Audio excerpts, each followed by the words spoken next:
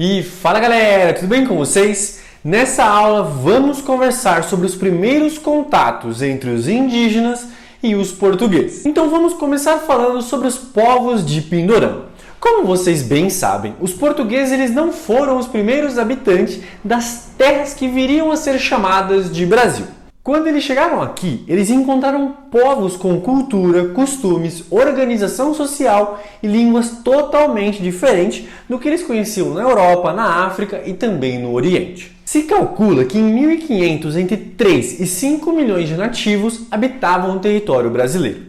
Esses nativos eles estavam distribuídos em mais de 1000 povos e falavam aproximadamente 1.300 línguas, exatamente isso, 1.300 variações linguísticas. Cada um desses grupos possuía seus rituais, crenças, mitos, línguas, formas de trabalho e também de organização social. Segundo a classificação feita por estudiosos, as línguas mais faladas pelos indígenas do Brasil podem ser agrupadas em 4 troncos linguísticos: o Tupi, o Macro-G, o Aruquê e o Caraíba. Por estarem distribuídos ao longo da costa brasileira, os povos tupi foram os que mais tiveram contato com os portugueses. Por isso, as descrições feitas pelos europeus a respeito dos primeiros habitantes do Brasil se referem principalmente à vida dos tupi. Agora, vamos conhecer alguns aspectos desses povos. Os tupi chamavam o Brasil de Pindorama, que na sua língua significa terra das palmeiras. Em geral, eles andavam nus, com pinturas pelo corpo e adornos feitos de pena. Além disso, eles praticavam a agricultura de subsistência, ou seja, para o seu consumo, e eles cultivavam mandioca, milho, inhame, abóbora, batata doce e vários outros produtos. Além disso, eles coletavam frutos, caçavam e também pescavam. E com os troncos de árvores, ossos, fibras vegetais, barro e madeira, eles confeccionavam diferentes artigos como canoas, arco e flechas, redes, cestos, vasos e também urnas funerárias. Exatamente isso. E como será que era a vida nessas aldeias? Vamos falar um pouco sobre isso. Os tupi e a maior parte dos povos indígenas que habitavam o Brasil na época da chegada dos portugueses viviam em aldeias. As moradias elas podiam ser organizadas em círculo ou em fileiras. Porém, em algumas aldeias havia apenas uma grande casa comum para todos. Exatamente isso. Todos ali naquela aldeia moravam nessa mesma casa. As aldeias estabeleciam entre si laços de solidariedade. Entretanto, havia guerras constantes entre grupos ou tribos diferentes. Muitas vezes, os conflitos eram motivados quando um povo queria afirmar a sua superioridade sobre um outro povo. E além disso, os indígenas não tinham um estado organizado. Entre os tupi, por exemplo, não existia um poder centralizado exercido por um rei ou alguém com um poder para dar ordem a todos daquela aldeia. Eles se organizavam reunidos numa espécie de conselho e os primeiros a serem ouvidos eram os membros considerados mais corajosos. Agora vamos falar um pouco sobre os costumes dessas famílias. Muitas sociedades indígenas eram matrilineares, o que significa que a criança, ao nascer, recebia um nome que ligava a família de sua mãe.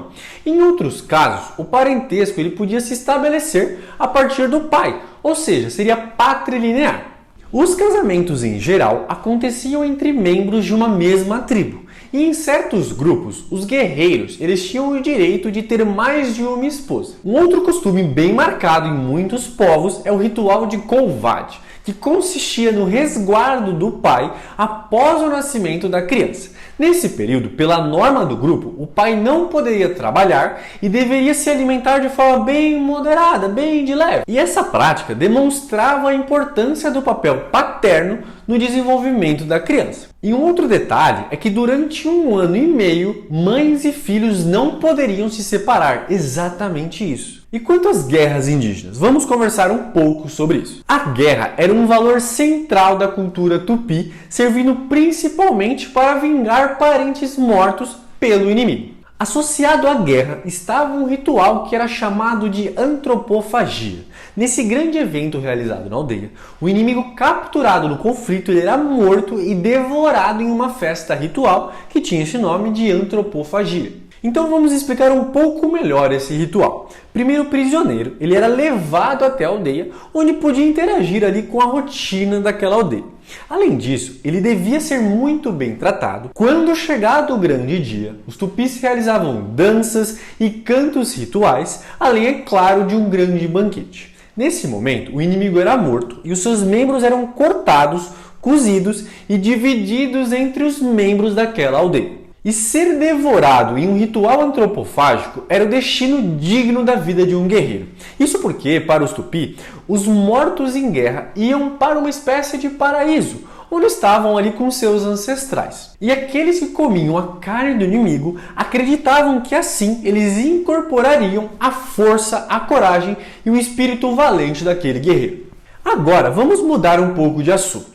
Quando os indígenas viram as caravelas de Cabral aportando no Brasil, eles provavelmente sentiram um certo estranhamento. O que você acha que eles teriam pensado ao ver homens barbados, vestidos e vindos do mar em uma embarcação muito diferente das canoas que eles conheciam? E do lado dos portugueses, a gente sabe que foi um grande espanto. Eles se surpreenderam então com a fauna e a flora locais e também com a aparência dos indígenas. Eu vou ler aqui para vocês como o escrivão português, o Pero Vaz de Caminha, relatou o primeiro encontro entre indígenas e portugueses. Vale relembrar que isso foi na visão de um europeu. A feição deles é serem pardos, maneira de avermelhados, de bons rostos e bons narizes. Andam nus, nem estimam de cobrir ou de mostrar suas vergonhas. E nisso tem tanta inocência como em mostrar o rosto. Os indígenas entraram na caravela, mas não fizeram sinal de cortesia nem de falar ao capitão. Porém, um deles pôs olho no colar de ouro do capitão e começou a acenar com a mão para a terra e depois para o colar, como que nos dizendo que ali havia ouro. Deram-lhes ali de comer pão e peixe cozido, confeitos, mel e figos passados, não quiseram comer quase nada daquilo, e se alguma coisa provaram, logo lançaram fora. Essa foi a carta de Pero Vaz de Caminha ao rei Dom Manuel no dia 1º de maio de 1500. Então, à medida que foram conhecendo os costumes dos nativos, os portugueses eles ficaram ainda mais espantados, especialmente, é claro, com os rituais de antropofagia. Com a sua visão eurocêntrica, eles não aceitaram as diferenças culturais entre europeus e indígenas e logo os classificaram como seres inferiores e selvagens, sem cultura, leis, religião e que deviam ser civilizados. Agora que eu comentei tudo isso com vocês sobre os indígenas, vocês concordam com os europeus de que os indígenas eles eram sem cultura? O que vocês acham? Pensa um pouco nisso. Então eu espero que vocês tenham entendido essa aula, que vocês tenham gostado e até a próxima!